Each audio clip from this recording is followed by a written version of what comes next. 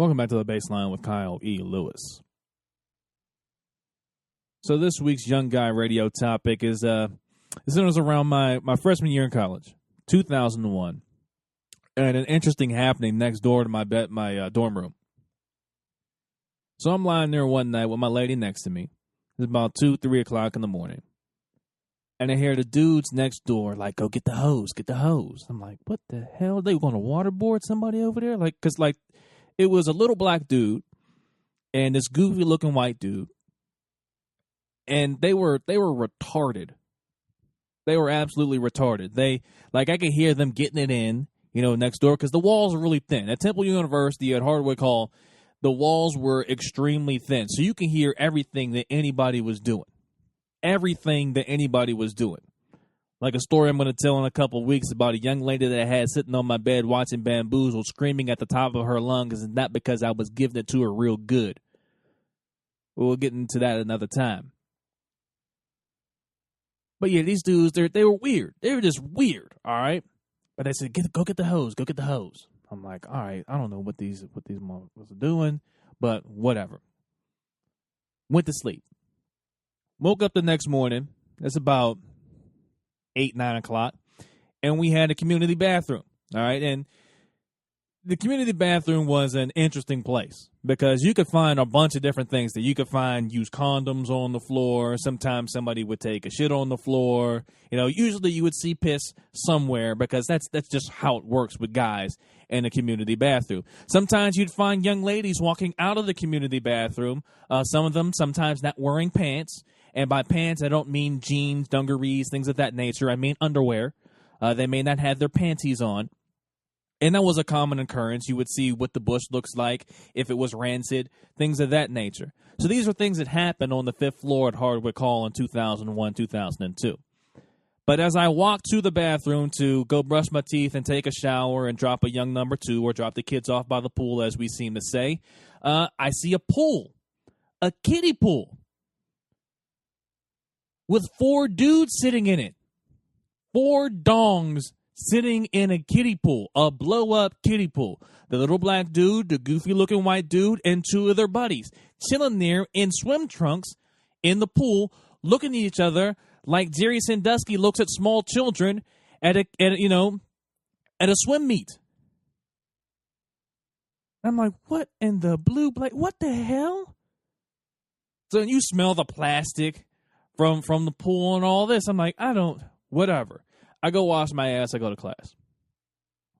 Couple days go by, and these dudes that had the door open, again, as they often did, and there's nobody in the pool, but now the water is like brown, and it smells. You ever Dutch oven yourself, and you go, oh, and you can't take the smell? Or like day-old hot dog water? You ever smell day-old hot dog water, or chicken grease has been out too long, or grease from like a pork chop that's been out too long and it just smells bad? Or bad shrimp? That's what this smelled like. But there was something in the water, and I wasn't sure if it was a turd, it was a young number 2 that was floating up. It was a eel. A eel. So these fools put an eel in the kiddie pool. A eel in the kiddie pool. Now, first of all, how they get the pool in there, I have no idea. How did no alarms go off when these fools were using the damn hose? I have no idea. How did they get the eel in there, though? Because this eel was about maybe 1.5 feet long. How did they get it through there? Because we got security and check-in and all that stuff, and they just walked right through with this damn eel. So they put the eel in the pool and the eel swimming around and shit. And then one day I see the little black dude who's kind of retarded and goofy. He's sitting in the pool with the damn eel feeding it shit. So I'm like, oh, are you serious? This is what we do? This is what we do. There's no way that these guys are ever going to get laid again because this was happening. I'll be damned. Chick was in there another day sitting in the damn pool, topless, sitting in the pool with the little black dude, blowjob, eel in the pool. How these things happen, I don't know. You think I'm making it up? Ask people from Temple University. Ask people from Temple University that was in Hardwick Hall that year. Ask them. They will tell you this story verbatim. So the dudes next door to me, they had enough of the smell. They had enough of the smell. They had enough of the guys next door to me cutting up, making noise, all these things. So they decided, they said, we know there's an eel in this pool. We're going to beat the shit out of the eel. So they took a baseball bat, a Louisville Slugger, an aluminum one, and beat the shit out of the eel. Killed it. It was dead. It was gone. Gone. Cut the head off the eel. Put that sumbitch in the microwave downstairs on the girls' floor, the fourth floor, and put it on 999 minutes and 99 seconds. Well, sure enough, that motherfucker blew up. It blew up. It caused a fire. It was smoky. You know, it was like a mix between being in Erykah Badu's bedroom and a dressing room with Bone Thugs and Harmony. That was the mixture. Just fish and smoke. And it was burning. So we said, well, what happened to the body? These fools put the body in the ceiling paneling on the fourth floor. So as we're walking down the steps, because emergency procedure says that you must walk down the steps at Temple University in a timely and orderly fashion, we're walking past the fourth floor, and all the dudes are like, because nobody else really knows what was going on. Nobody at that point in time knew what was going on. We didn't know that there was an eel head in the microwave and the body in the ceiling paneling.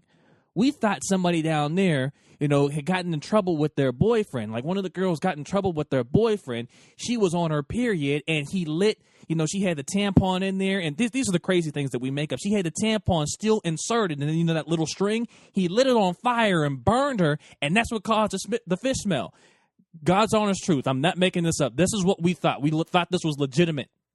We thought this was legitimate.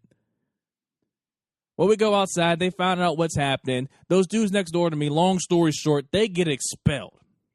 But before they got expelled, the little crazy black dude that was getting head in the pool by a white girl who didn't have a problem being in dirty water, with her head in dirty water, you know, with an eel, he's pulled out the rule book like he carries it around with him, like he's Carlton Banks with his master plan, and said, it doesn't say anything in here that I can't have a pool in my room. And he was right. They still kicked his ass out, though. They still kicked his ass out.